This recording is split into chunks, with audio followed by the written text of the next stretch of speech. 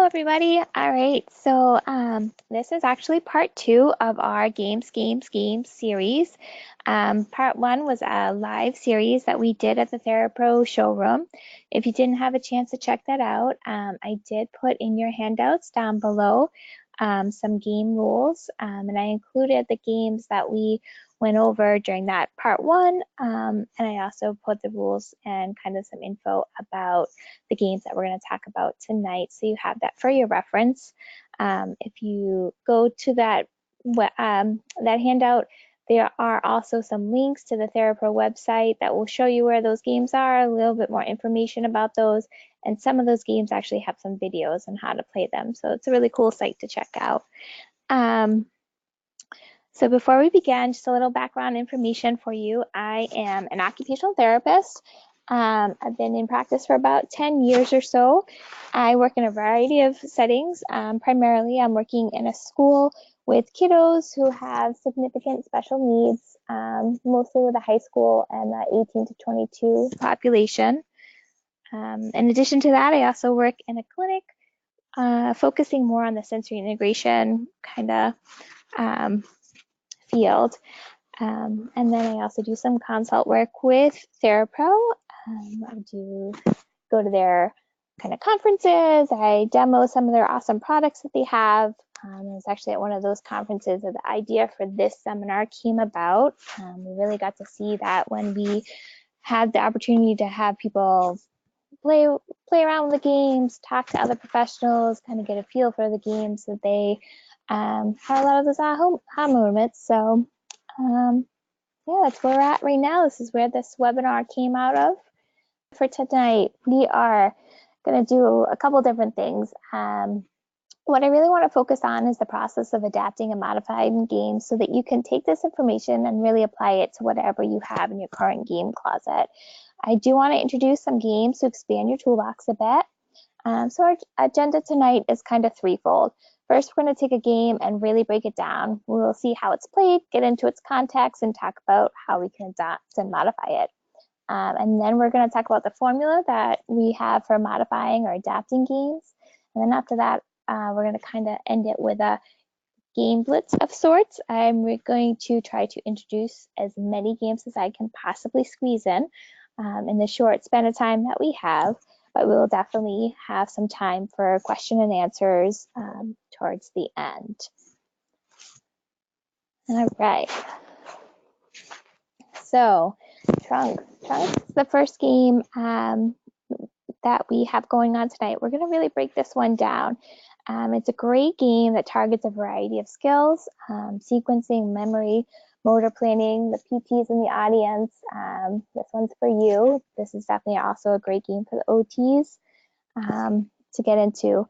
So when we are demonstrating this game at the conferences, what we really get, the biggest reaction is the size of the game. If you can see that small square on the side of your screen there, it says Trunks. That's the size of the game. It's really small, it's compact, it's easily portable. That's a huge selling feature for a lot of people. What I love about the game is it was developed by an occupational therapist. So there's a lot of great adaptations and modifications already built into this game. But there is a great video from Therapro that we can watch that demonstrates how to play this. So we can watch that real quick and then talk about this game a bit more. Trunks is a game where players move their bodies, make sounds, and perform actions from memory. It was developed by occupational therapist Diane Long to help children who have sequencing and memory difficulties. The game takes about 15 minutes, and it's really good for working memory, which is a challenge for kids with executive function and learning disabilities. The game also helps with oral motor, sequencing, making noises, imitating sound, and movement, which helps with motor planning. For kids with dyspraxia, movement is not automatic. They have to think about each piece in a sequence of movement. The game includes 3 different levels of cards, A, B, and C, for beginner, intermediate, and advanced. There are 6 different performance categories: musical you, animal motions, pretend to, animal sounds, sound like, and show how. On the back side of the cards, there are pieces of elephant trunks. You can also add action cards to make gameplay more challenging. Choose the difficulty level and shuffle the cards. The playmat is included and shows what the completed trunk looks like.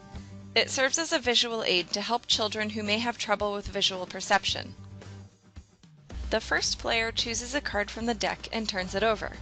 They read the card aloud and place it face down in front of them. The first player then performs the action on the card from memory. The second player chooses their first card from the deck, reads it aloud, and places it in front of them. They perform their card action from memory.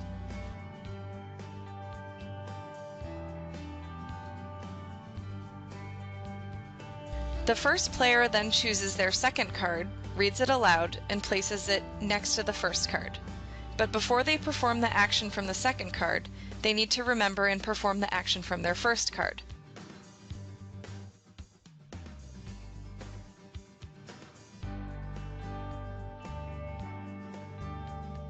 The second player repeats the process. Draw a second card, read it aloud, place it face down in the second spot, perform the actions from the first card, and then perform the actions from the second card.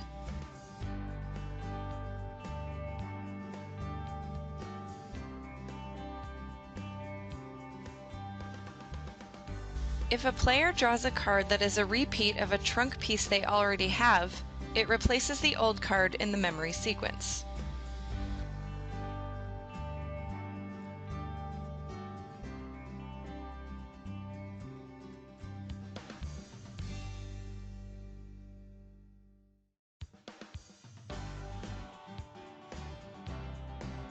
The third round continues in the same manner. Draw a third card, read it aloud, place it face down next to the second card, perform the actions from the first card, then the second card, then the third card.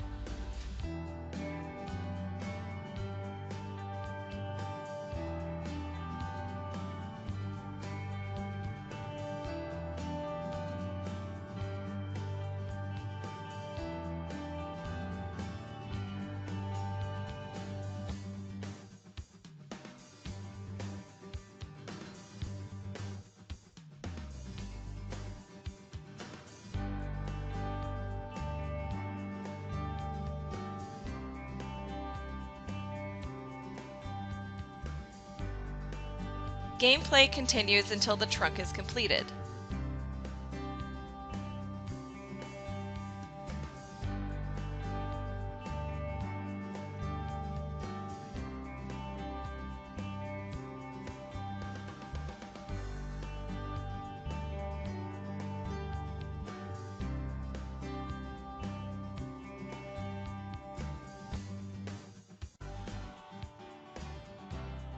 The first player to complete the trunk and perform the memory sequence earns a chip. The person who completes the most trunks wins the game.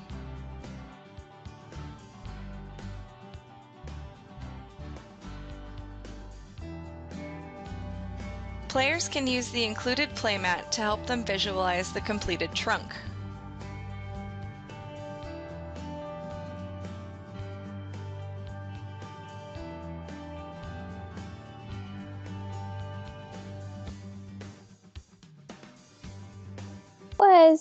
So this game can be played in a couple different ways. That was kind of an overview of the quick start version, but we can start looking at the cards a little bit more closely to get a better kind of understanding of what this game is all about. So in this game, we have two types of cards. We have the memory cards and we have the action cards. The action cards we'll talk about in just a second, but let's start breaking down the memory cards real quick. So memory cards, these are the cards that you're going to use in your memory sequence to build your trunk. So there's 6 types of memory cards altogether. The first kind there is your musical you. These encourage creativity with motor actions and produce sounds. Animal sound cards ask the players to mimic animal sounds. They're great for targeting those oral motor skills. So there you go, speech therapist, got you too. The animal motion cards, those are the cards where the players move their body and demonstrate how an animal moves. This involves movement on the floor, 1-foot balance, symmetrical and reciprocal body use. And then the pretend to cards encourages imagination as players pretend to be someone else or pretend to be like someone else. So these really foster symbolic thinking. It's really critical for those higher level thinking skills.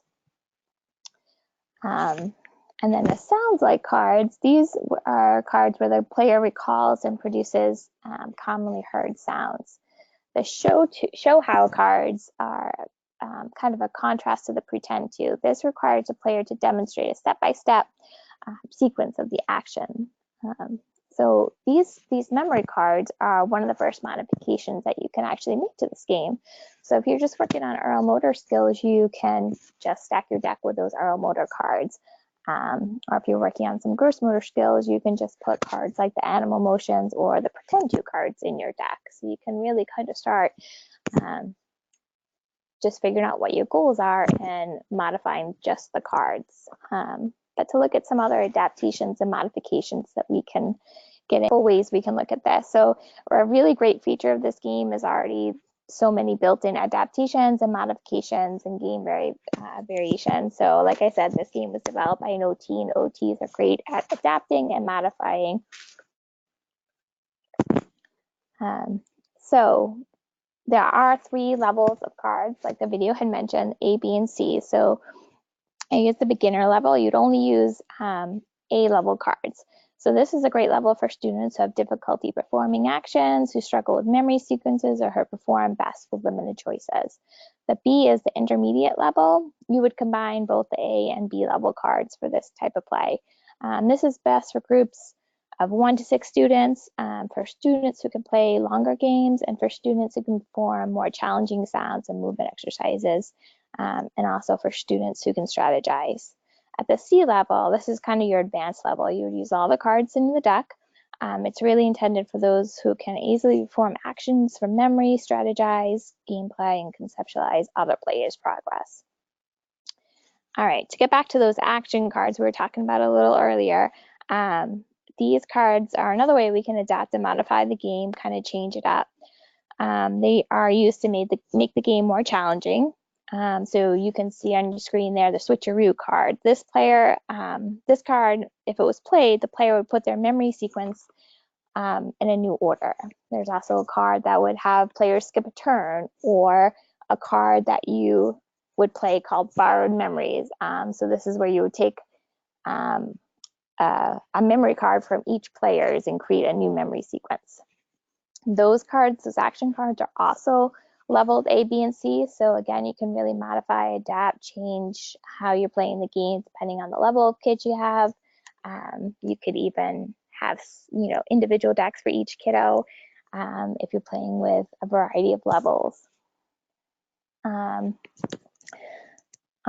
alternative gameplays that are suggested in the kind of directions for this game, the dual memories. In this game variation, 2 memory cards are dealt to each player. The player follows the direction on their card, and the group decides who has the best performance. So this is great for those kids who are hams. They like to show off. And it's a great way to kind of get the whole kind of group going, make it a little bit quicker.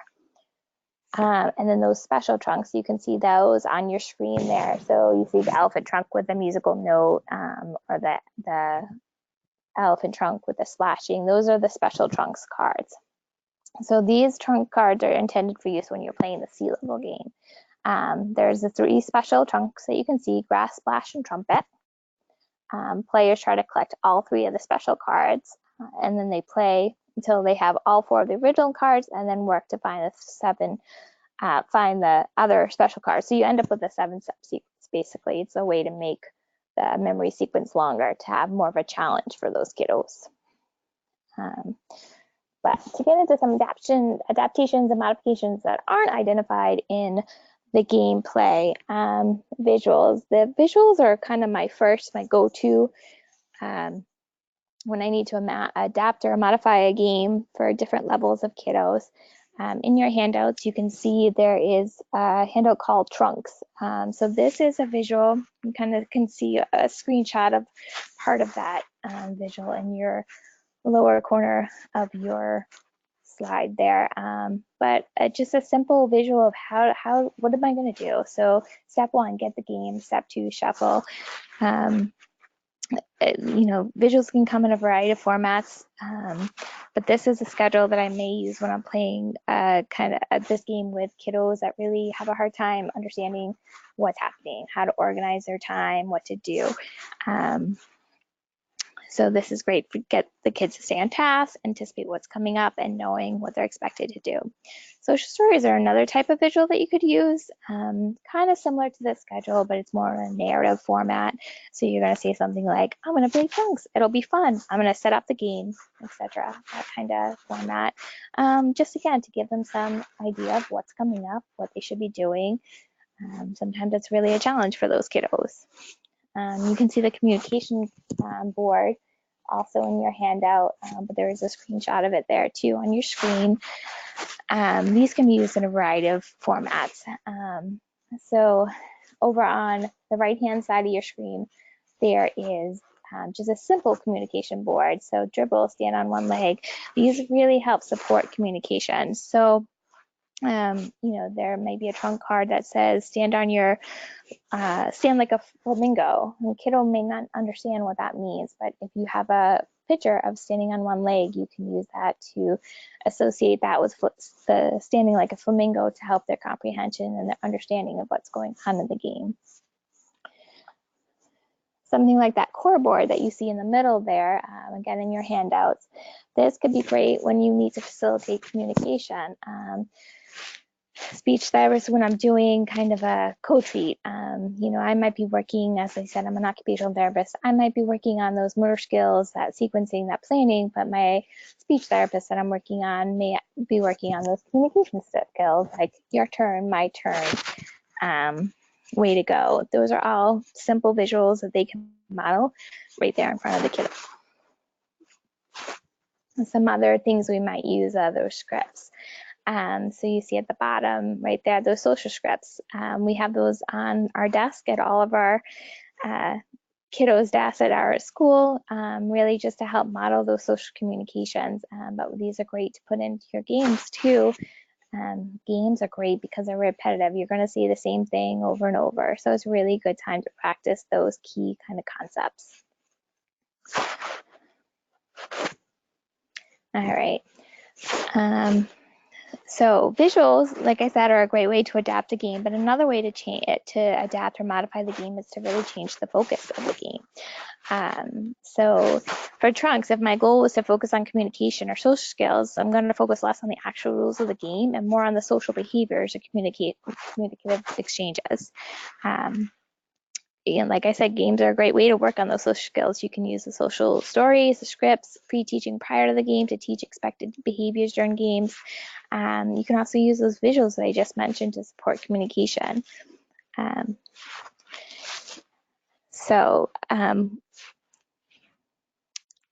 Another way I might use this game is if I wanted to target some team building.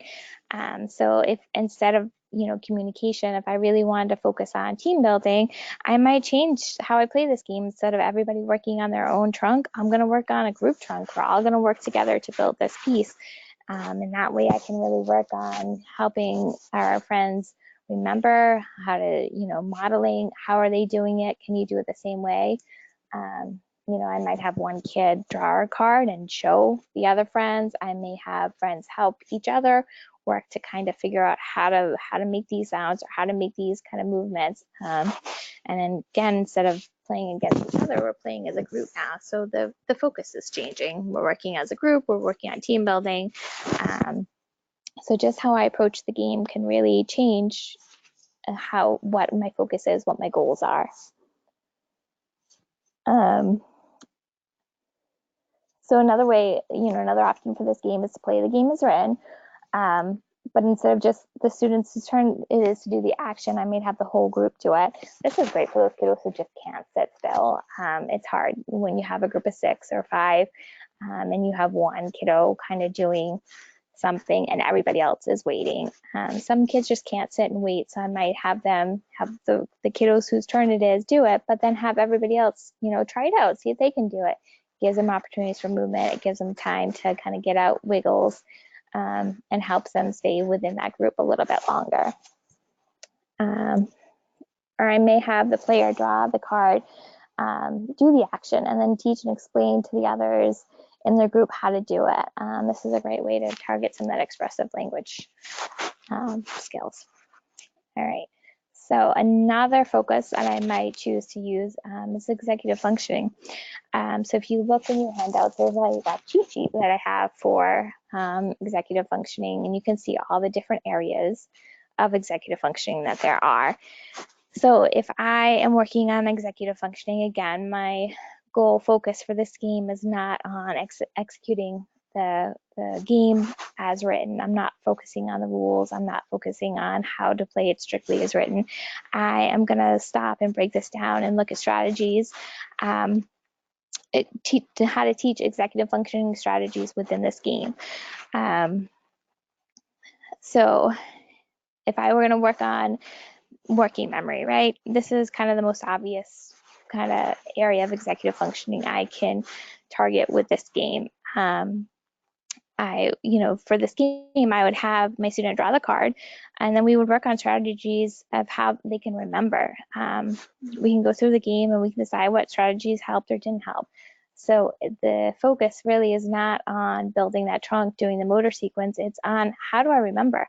What strategies can I use, and how can I carry this out to maybe homework or learning in the classroom? So these are great ways to start those kind of conversations. If I wanted to look at the metacognitive skills, asking for help is a big one. Those visuals that I showed you earlier, just having a help symbol in front of a kiddo. Sometimes they just don't know, I don't know what to do here and I don't know how to ask for help. So just working on that skill. Oh, looks like you don't know what you're doing. Can I help you out? Can you ask for help? This is a great way to kind of get those conversations rolling again, to model that language and how to ask appropriately and get some help from peers or from teachers, that kind of thing. Also recognizing when they need help. Some kiddos really have a hard time understanding that they don't know how to do something and that they need help at this moment, or on the very contrary, they know how to do it and they want to still ask for help. So just, what skill are we working on? Do you have that kiddo that is always asking for help and they really don't need it? This is a great time to target that. Do you need help right now, or can you figure this one out? And kind of start that conversation. Organization is another kind of area of executive functioning that I could work on during this game. The sequencing of the game, just how do you start it? How do you end it? How do you know whose turn it is? That sequence of first, second, third, that's really hard for some kiddos. So just those that work on, all right, you went, so whose turn's next? Who comes after them? Who came before you? Just that kind of order, the sequencing. All right, you just had a turn. What do we do next? Do we flip over a card? Those kind of just skills of remembering and organizing that sequence of a game. And that checklist that I showed you earlier can be really helpful in that. But overall, just being aware that this is an area of need for a lot of kiddos, and supporting that need within any kind of game is really helpful for them. Paying attention is another huge area. This is when we can bring in all sorts of kind of different things. So how do we get a kiddo to pay attention? This is a great time to teach how to use sensory tools. You have those kiddos who just cannot attend in class, and they have a goal about using sensory tools to help attend and focus, but how do you measure that? How do you teach that? This is a great time. This is our, especially if a game going with 4, 5, 6 kiddos, how do you get them to attend and focus while everybody else is having a turn? And this is a great time to teach them that, maybe they can use a fidget, or maybe they could sit on a ball chair, or maybe they could stand up and play the game. This is a great time to start having those conversations about what tools help your body attend and focus during these kind of tasks. This is also a good time to bring in that language, the zones language. I don't know how many of you use that kind of in your curriculum, but we use it frequently in the settings that I work in. So this is a great time when you see, some kids tuning out or their head on the desk. Oh, looks like you're in a blue zone right now. What tool can you use? So these are, games are a way to kind of get everybody at the table, kind of bring them together, but then you can start looking at the different areas that you need to work on, and the game is going on in the background, but you kind of have all these other things that you can target while you're doing it.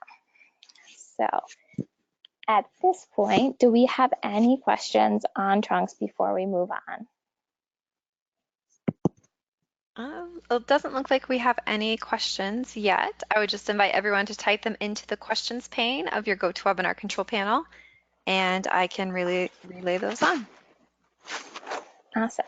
All right, so we'll move on to the second part of this webinar. There's kind of the main part here, the take-home message. So the formula, you know, how do I adapt? How do I modify a game? We all have access to different games. So let's talk about, you know, what can we do with the games that we have?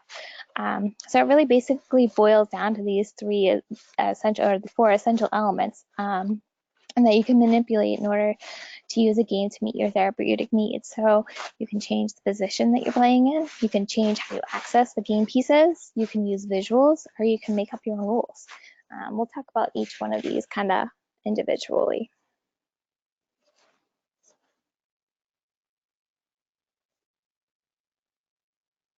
All right, so positioning.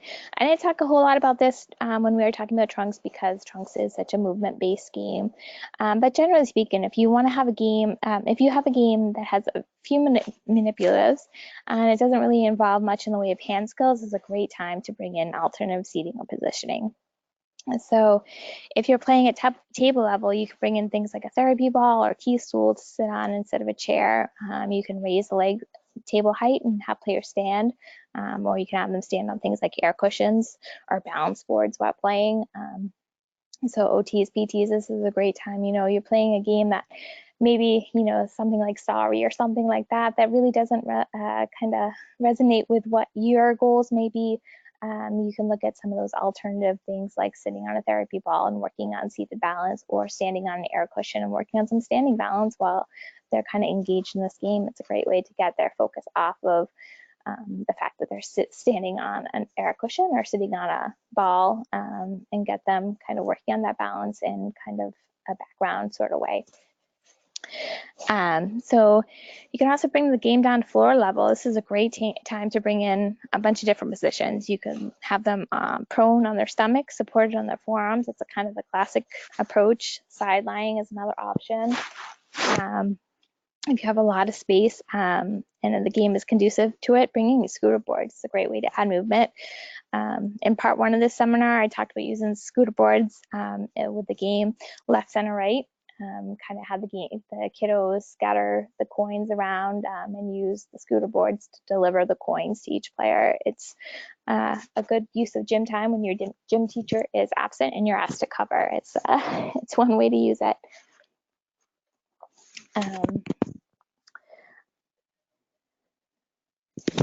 But yeah, changing the position or that kind of thing is really great when you're working on with other specialists, kind of when they're doing that co-treating. You know, the speech therapists and whatnot can work on their focus, but I can work on things like core strength, balance, while the SLP is working on language skills and that kind of thing. All right, manipulating the manipulatives. This is huge. A lot of games have manipulatives, and there's great ways to bring in some nice fine motor skills in here. So if a game has manipulatives like dice, token, or game pieces, it's a great time to target those hand skills. Simply putting pieces into an egg carton encourages a student to use that nice pincer grasp every time they access those pieces. So you can see a picture of just, those are the pieces for the game, a fistful of coins, and every time they had to access those pieces, they had to use that pincer grasp. Some games use coins or tokens. This is a great time to work on translation. So you can really encourage, you know, instead of having them simply pick up or put down, you can really stop and point out those translation skills and have them focus on translating that coin from their palm to their fingertips and getting back and forth. And insertion, this is another opportunity, you know, instead of just having them put their pieces in front of them, they can insert it into a coin bank, into a tennis ball. This is a great time to start working on kind of those kind of discrete little skills in a kind of more fun sort of way. And then sometimes games have a writing component, so this is a great time to bring in other alternatives. If you need more sensory input during a game, you could try a vibrating pen instead of just a regular pencil. If you needed to work on pencil grip, you can bring in small pencils, fat markers, whatever you need to address that kind of grasp. You can also change up what you're writing on. There's no rule that says you have to use the piece of paper that's included in the game board. You could use line paper. You could highlight the lines on the paper. You could have students write on the board or paper taped to the wall. And some games don't have a writing component, but you can sneak it in there. So I talked about this when we were talking about Novanops in part 1 of the seminar. So Novanops doesn't have a writing component necessarily, but it does have this kiddos end up making a silly sentence. So as an OT, I like the writing part of it, and that's a great way to encourage writing. You know, I can get my kiddos to write that silly sentence. It's fun for them. I get my writing. We all win. Let's see. And and then another way to look at the manipulatives too is as a barrier. So sometimes handling those small pieces are hard for some kiddos. So modifying those components make the game more accessible. So dice are hard to handle. They don't have that nice separation of the two sides of the hand. It's going to be hard for them to roll and shake the dice. So one option is to just use bigger dice. There is a resource called Secondhand Therapies in that. It's on the Therapro website if you want to check that out. But in that deck of cards, it shows you how to make a dice using a milk carton. So this is a huge dice. Kids have an easier time manipulating, grabbing it. So something as simple as that would, kind of give them access to a game. But putting a dice in a cup and having them just pour it out, that might be another way to manage that ability to, or inability to handle dice. Or you can just eliminate the dice altogether and draw numbers or use a spinner. On the iPad, there's definitely an app, many apps that you could tap, and it kind of shakes the dice for you. So it kind of generates a dice roll for you. And then game pieces themselves, sometimes they're just too small for kiddos to manipulate. So I use bigger pieces. You don't have to use what's included. You could use a Matchbox car. You could use any plastic figurine. And later on, if we get to it, there is a game in here where I showed how to use just Theraputty over the game piece. So the Theraputty stuck to the game piece and made it a little bit, the surface area a little bit bigger to grab. So they were able to hold that and move it along the board just like their peers. All right, and then we can talk about visuals a little bit more. So we kind of talked about this a lot when we were talking about trunks, but using visuals is another major element you can bring into a game in order to meet a greater variety of needs and to support your students in the context of gameplay. So sometimes you're just playing in a group and you have different levels. So having those visuals for those kiddos who just aren't at that same level as their peer kind of brings them up to that level, helps them out, kind of gives them an extra step to stand on. So as we saw in trunks, there's many types of visuals that you can use depending on what your needs are. You have schedules or social stories to help kids know what they're expected to do, what's happening, what's happening next. And this is huge for kiddos who are anxious, who are rigid, who have a hard time participating in games because of that anxiety. This kind of alleviates some of that for them. You can also use visuals to support a student's comprehension of the game. So, for example, in trunks, we use the visual for jump. So, there's that card that says "jump like a kangaroo." Some kiddos may not understand what "jump like a kangaroo" means. So, just having a visual like "jump forward" can help support that comprehension. And then also that social exchange. So you can use those visuals to help kiddos with basic concepts like your turn, my turn, help me, good game. Those simple things that we take for granted every day are definitely a challenge. So having those visuals available kind of give them a little extra bit to help them out. And then the last way we can kind of manipulate or change up the games by changing the rules. So there's no rule that says you have to play a game the way it's described by the manufacturer. You can get creative. The first thing you really need to do, though, is figure out what your goal for the group is. And then think about your available games and how you can change them to make them meet those goals. So, if I'm working on team building, I can turn it into a group game. This is especially true for kiddos who have a hard time with the winning losing aspect. If you're trying to build rapport, if you're working on team building or social skills, there's so many ways to take a game like you saw in Trunks, just to make it a group game versus you against me. Or in contrast, if you're doing individual therapy, you may need to find a way to make the game a single player game. So this is, you could beat the clock, or you can do how many can you do in such and such time.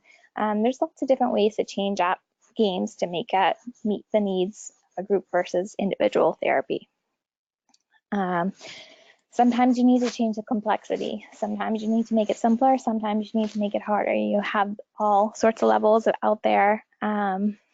There's different parts that you can add, change, or modify to switch up, make it complex or easier. And then adding a timer. This is huge when you're working with a time limit. So check out the game. How can you add that time component? Maybe instead of who has 7 coins wins, it could be whoever has the most in 30 minutes or however much time you have. Whoever makes it the furthest, those kind of things kind of make that element to it versus kind of what the manufacturer says. All right, so before we move forward, does we have any questions here? We still do not have any questions. Awesome. All right, so for the last few minutes, we are going to try to go through as many games as possible. I'm definitely not going to go into each game as thoroughly as we did with the first game, Trunks, because we talked about all those adaptations, but I'm going to give you examples as we go through. I really want to introduce to you as many games as I can squeeze in so you have a greater repertoire to draw from. And like I said, at the end, there's a handout with all the rules. I'm going to kind of explain them verbally, but there are a handout with all the rules listed that I'm going to tell you in this handout. All right, so Catch the Match. This kind of reminds me of Spot It. I don't know if anybody has heard of that game, but this game targets a couple of areas of visual perception. So it's really good for attention. It's a great way to address sustained visual attention and visual discrimination skills. So in total, there's 15 cards. Each card has 15 objects on it, but each object is different in some way. It's in a different location or what have you. So you can see on this card, there's 2 hats in that upper corner. One is blue with stripes and the other is green with blue stripes. So you can find those on your cards. So on any 2 cards, there's going to be a pair that's exactly identical in color. So on this card, there is a raise your hand feature on your sidebar.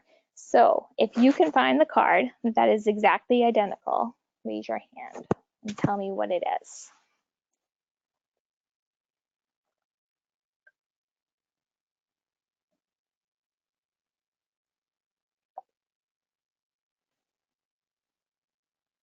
Anybody seeing it?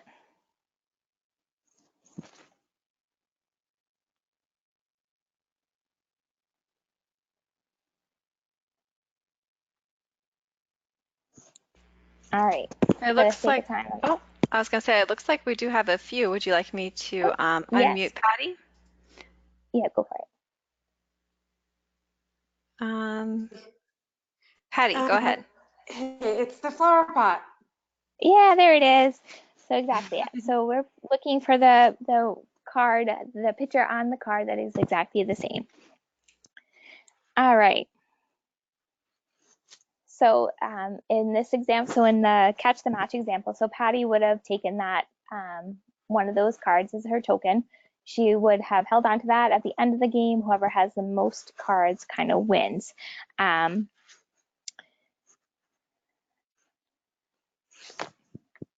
right, so if we want to talk about kind of changing Sarah, if we want to go back to that slide for just a second, I just got a couple more things I wanted to talk about. So if we wanted to talk about kind of modifications and adaptations for this game, so making it easier. So sometimes that anxiety of playing as a group and who's going to get it first is too much. So we might just say, okay, you're going to go first, you're going to go second, you're going to go third. In contrast, we can make this a little bit more complex. We have those kids who know everything and do everything. Great, throw 3 cards down and make the visual field a little bit more dense for them. This is a great game. It doesn't have a lot of manipulative. So if you need to change the position, have them on the floor, have them on the balance board, have them seated on therapy balls, tape it to a wall. There's a lot of different ways you can change the position with this game because it doesn't involve a lot of hand skills. But if you did want to bring in hand skills, you could take a shoebox, cut a slit in the top of it, and have kids insert that card that they won into that shoebox. So you can bring in those fine motor components. So there are different ways that you can adapt and modify such a simple game. All right, now we can get into right turn, left turn. So this is a great game to target spatial visual skills. So it's a little bit complicated to set up and think about, but once you get it, it's really kind of easy. So you're setting up the 7 officer cards randomly in a circle where all their faces are facing in towards that center deck. The direction cards that you see in the middle of your screen there are shuffled and placed face down in the center of the table. So if we go on to the next slide, Sarah, we can see that we have that direction card, we have the officer card, there's that symbol, so the ambulance symbol is in the top of our direction cards. It's also on the top of all of our officer cards. That symbol is going to tell us where we're going to start. So you can see on this gameplay, we're going to start with the officer card that has the ambulance in that top corner. And then we're going to go 2 spaces right, we're going to go 3 spaces left, and then we're going to go 4 spaces left again. So at the end of the day, we're going to end up on the card with the traffic light. So if I were playing this game with a group, I would be the first one to say traffic light, and I would kind of win that round. So again, this is great for those kids working on lefts, rights, those kind of things.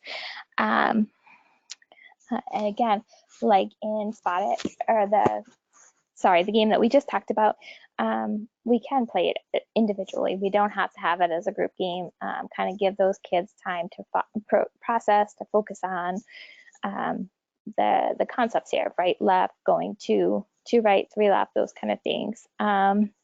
We could use visuals. So if you can see down in that bottom corner of your screen, a simple visual showing that right is this way and left is that way. But when the officer is turned around, right is this way and left is this way. It kind of helps bring that kiddo who may be just a little bit lower than the other kiddos in the group, give them an extra step to stand on. And then making it easier. We don't have to use the officer cards that have the officers facing backwards. That may just add an extra layer that's too much for some kiddos. So initially we take that out, and that's a great way to scaffold, but also to look at objectives. Maybe the first couple times we play, we can't do those cards, but maybe the 4th, 5th, 6th time, he can do it, and that's a great way to show progress over time. And again, hand skills, just inserting those used cards into a shoebox or shuffling. Those are some basic ways that we can bring in hand skills. All right, and then we have monkey memory.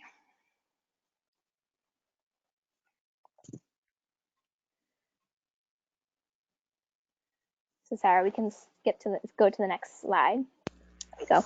Okay, so monkey memory. This is another area of visual perception. We're targeting visual memory with this one, but it's also great for working on visual attention. So in the box, you have 20 object cards, you have 8 solution cards, and 22 point cards. You can see those coming up on your screen there. All right. So on the next slide, Sarah, we can talk about setting up this game. So each player is going to take a solution card. So that's what the solution card looks like. The object cards are separated into 2 identical sets. The dealer chooses 7 out of those 10 object cards to be placed in the first round. So we are going to take 7 of the object cards and lay them in a row. So that's going to be your object line. The matching set of object cards are shuffled and one is removed, but no one knows which card is removed, including the dealer. So then we're going to turn over. The dealer is going to turn over the first object card, and then he's going to place another object card directly on top of the previously played card in such a way that each player gets a brief glimpse of the card. This continued until the dealer has played all the object cards. At that point, the players turn over the top card. So each player has to figure out what the missing card is. So each player is going to put their thumb over the object they think is missing on their solution cards, that big card with the question mark on it.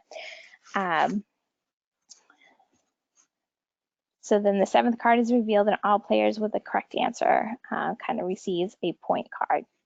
So you're going to continue in this way until all the players have had a turn to be the dealer twice. And the player with the most cards, most points at the end wins. So talk about modifications for this game. A huge way would be to focus on strategies we can use to remember. So maybe slowing down the game and not going so fast. How can I remember what is played? I can talk about verbalizing what I've seen. I can teach strategies like chunking the information. So this is a good way to just start breaking down those organization, those memory skills, and start teaching those kind of concepts to our kiddos.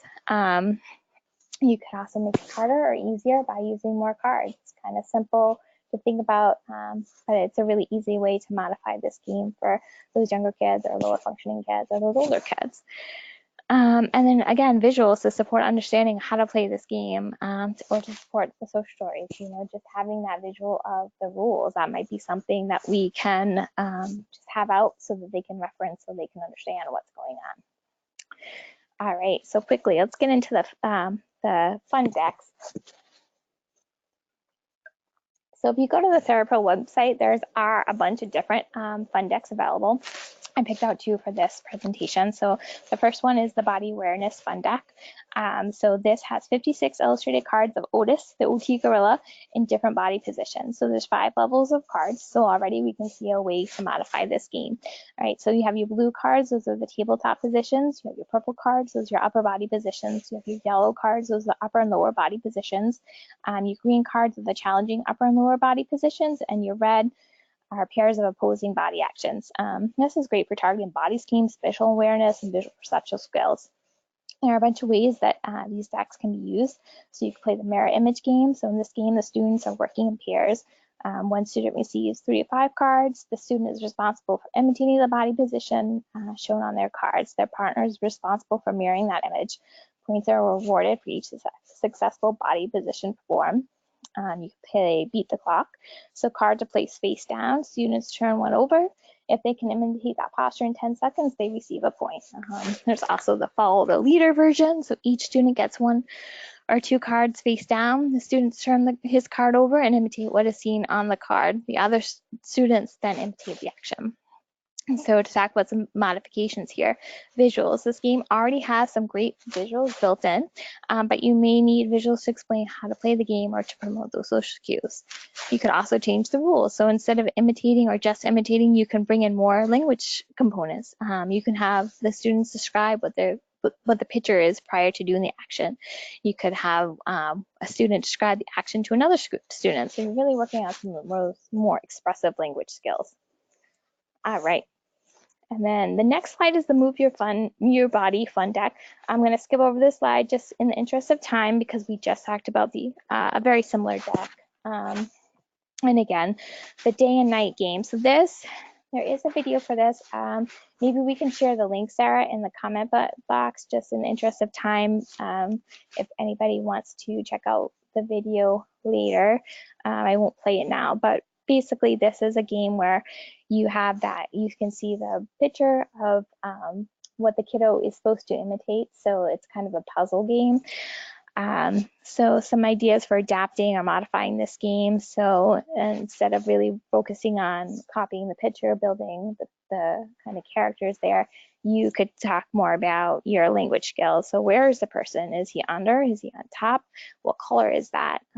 Tell me how to build it. So really kind of addressing some of those language skills. You could also get some balance in here, you know, have the kids have them standing on a tilt board or sitting on a therapy ball and having them reach for the puzzle pieces and then placing them on the board. Or hand skills, you can put the different pieces in a variety of containers that have the screw tops, those kind of things, the flip tops, and have them working on opening those containers to retrieve the pieces that they may need. All right, find it games. I think I'm going to skip over Find It Games for now, but these are some great descriptions on the Therapro website if you want to check that out.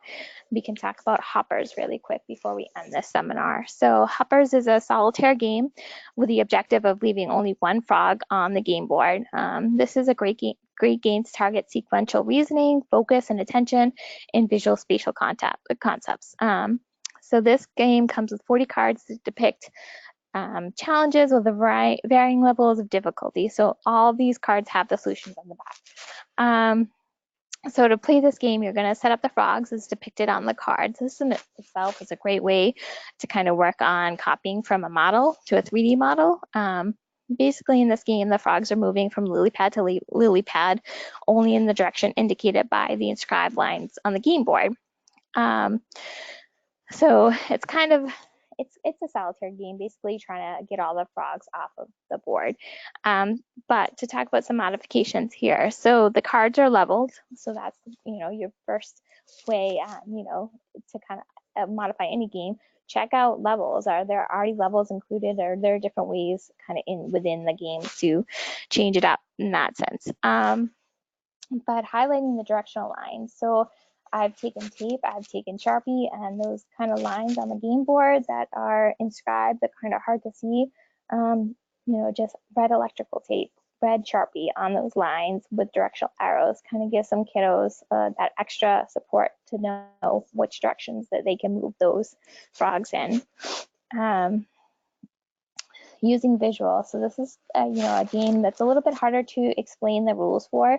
So that visual that you see on your screen there is just quick board maker visual of how to play this game. What ways can the frogs move as a reference that the kiddos can use. And then this is a game where I was talking about the pieces are small. These are hard to grasp for some of those kids. So this is the game where you can see in the corner, just put Theraputty on the frog's head and use that to pick up the frog instead of having those kids pick up and manipulate those smaller pieces. All right, and just like that, our hour is up. So before we end it, are there any questions that you guys have for me? All right, thank you so much, Allison. We did get one question here, and I just want to invite everyone to type their questions into the questions pane of your GoToWebinar control panel, and I can relay those on your behalf. One question that came in, how do you remove coins from the tennis ball? Oh, you just squeeze. So you can squeeze it and shake them out. They come right on out. But if you're worried about trying to get them stuck in there, I've just cut a bigger circle on the back of it so they squeeze in one side and it just drops out the other side. But generally, if you just squeeze the tennis ball together, it will drop right back out. All right. And let's see, another question, are a lot of the card games laminated? Which card games? Oh, like the right, center, left, that one. They are not necessarily laminated, but they're a thicker, more durable. I definitely use these games with my kiddos with autism that are a little bit rougher, who don't have as much prope awareness, and they've held up fine.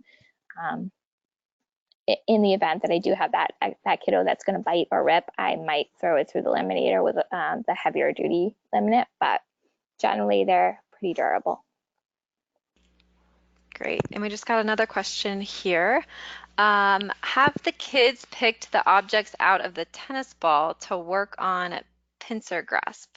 Exactly. Yep, that's another great way to modify and adjust the game. Thank you so much, and thank you everyone for attending tonight. This officially concludes tonight's webinar. Have a great evening.